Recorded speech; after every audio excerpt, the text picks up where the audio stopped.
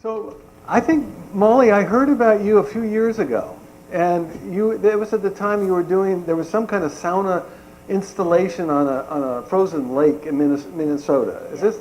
Yeah. And I remember thinking, now this is so great. People are actually, it's going beyond just something that we do for pleasure. This was something that you did for art, right? It was an art project. So I remember hearing about that, and it stuck in my mind. And years later, I had the good luck to be able to invite you to come here and meet you for the first time. So why don't you go ahead and tell us a little bit about your work and this project? Great, thanks so much, Mikkel. My name is Molly Reichert. I am an architect and adjunct faculty in the School of Architecture at University of Minnesota. And today I'm going to be talking about Tono Sauna. Thank you. Today I'm going to be talking about Tono Sauna. Tono, maybe I should ask the Finns in the crowd, but Tono is Finnish for shack. So Tono Sauna was part of this event called the Art Shanty Projects in Minneapolis, Minnesota, 2012. So if you could... Oh, so let's see now. This is going to... Great. So Minneapolis in the wintertime. You mean last week? yeah, I mean 3 days ago. Minneapolis in the wintertime, you can see people kind of moving through the landscape and they're not connecting. They're not really as open as we are when we can spend time outside comfortably. So there are many events in Minneapolis to kind of combat this disconnection in the wintertime. Ski races, or ski touring, as this is right here, on a frozen lake in Minneapolis. And then, as I mentioned earlier, ice fishing, a desolate landscape on a frozen lake in Minneapolis. So this is a typical ice fishing environment. And then there's the art shanties, which is the reimagining of this local vernacular ice fishing house and giving it art programs. So these different art shanties, I believe this one was a fashion shanty, and then there's a dance shanty, and we had the sauna shanty, or Tono Sauna. So again, other examples of ice shanties or art shanties. The dice shanties, which are best seen from above. And then you can see Tono Sauna here. So many times when people build these art shanties, they last for a season, they last for the event, but we really wanted Tono Sauna to have a second life. We wanted to make Tono Sauna a community resource, something that could travel around the city of Minneapolis and provide this kind of alternative social restorative space.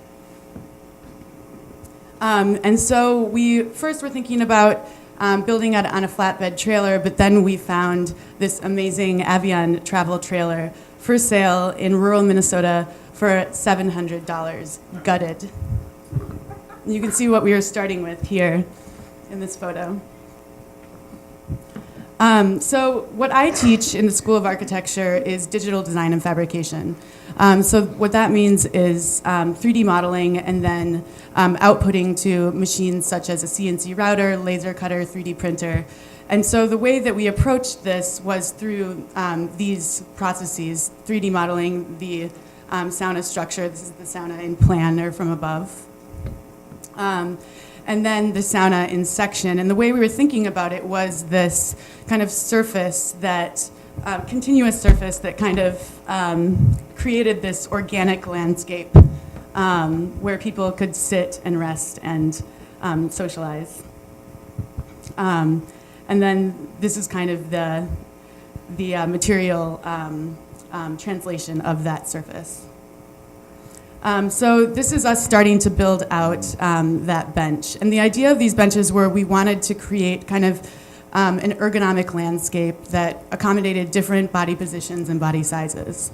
So this is the prototype that we're working with. And you can see all of the CNC routed. So all of these were 3D modeled, and then these are CNC routed ribs.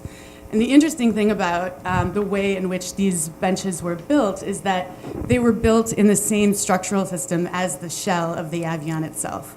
It's called a monocoque construction system, And it's the way that planes are built, cars are built, trailers are built. So it's a structural skin. And then discussing the finer points of how the bench feels with one of my collaborators, John Kim. And then we also had to build out the sauna. So we took off all the paint from the interior and then laid a cedar floor. And we divided the space into two, a dressing room where you enter, and then the sauna sweat space. And then here are the benches under construction in the sauna space. And then us just kind of finishing up the benches, feeling very pleased with ourselves. And two of my collaborators, Daniel Dean and John Kim, in the back. And then the benches completed. So, Beautiful. yeah, so, I mean, you can see how the benches kind of morph and change to accommodate different positions. So there's a double deck up here, and then the bench becomes very shallow here to accommodate feet. Whereas, and then this is a much deeper space than here.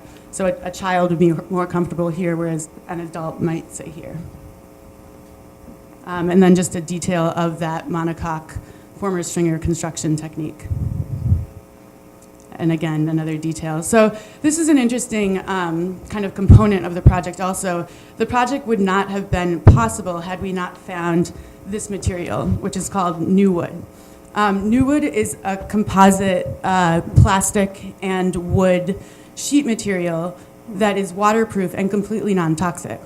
Had we built this from plywood, it would have A, been toxic, and B, delaminated. So the project really rested on this material because we needed sheet material to CNC route.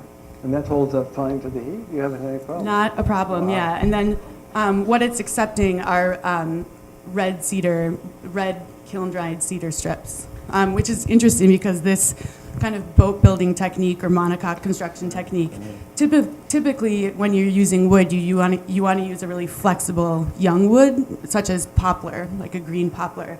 But because we wanted it to be cedar and have this antiseptic quality, that was also a material constraint. Yeah.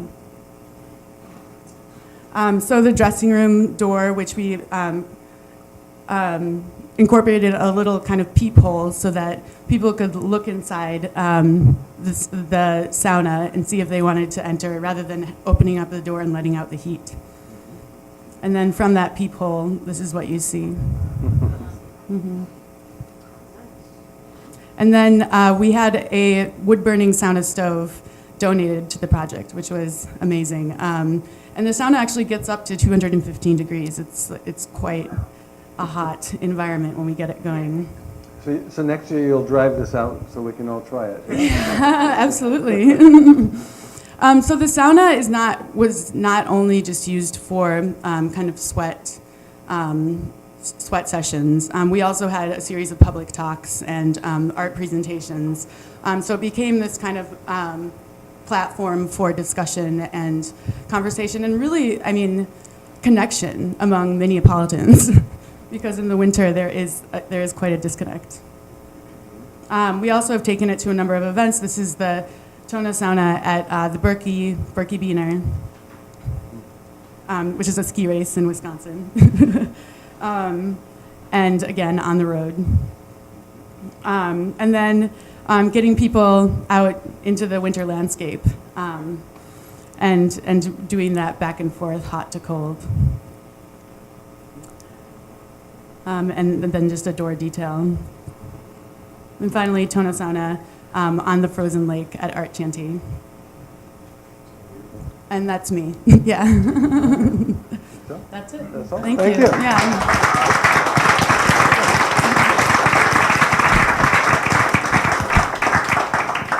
Okay, let's open up to, anybody have some questions? Harry? Is this Harry, wait. Okay. Harry Garfinkel. Is this a one-off, or are you thinking this is a building business, or where are you going with this? It's interesting. A lot of people ask that question. We're really interested in making this a resource to people in Minneapolis. So yeah, I mean, I'd love for there to be more Tono saunas. But at this point, that's not the exact plan. Yeah. Good question. Yeah, Maggie.